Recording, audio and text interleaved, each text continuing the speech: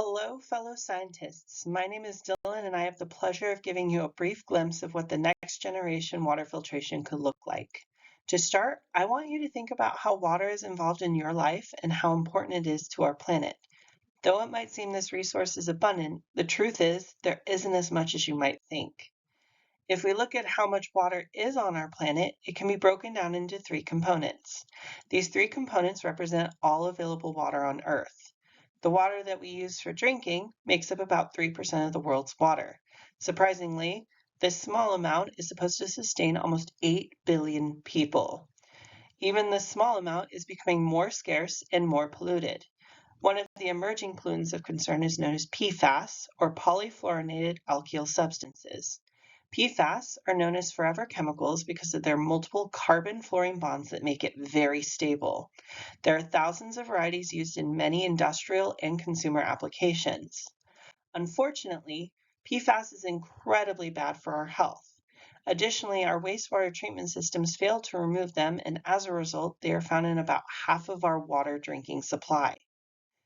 Point-of-use water filtration is great as its activated carbon filter removes about 73% of PFAS.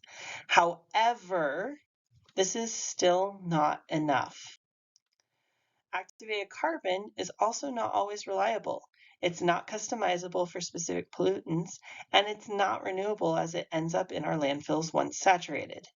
But we think we may have an innovative solution. Nanogels. Nanogels are made of millions of nanoparticles cross-linked together. The perks of nanogels are that they have the potential to be specific, renewable, and reliable.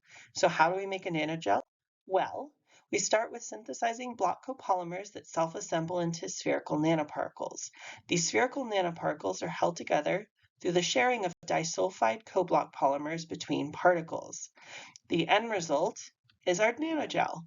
The nanogel is then modified to install a positive charge on its shell.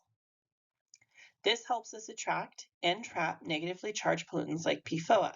More than 95% of PFOA is adsorbed onto the nanogel's surface within the first 10 to 15 minutes.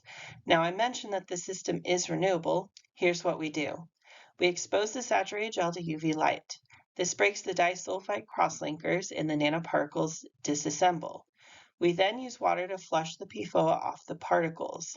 To reassemble the nanogel, we turn off the UV light and the nanoparticles reassemble into the nanogel, allowing it to be used once again.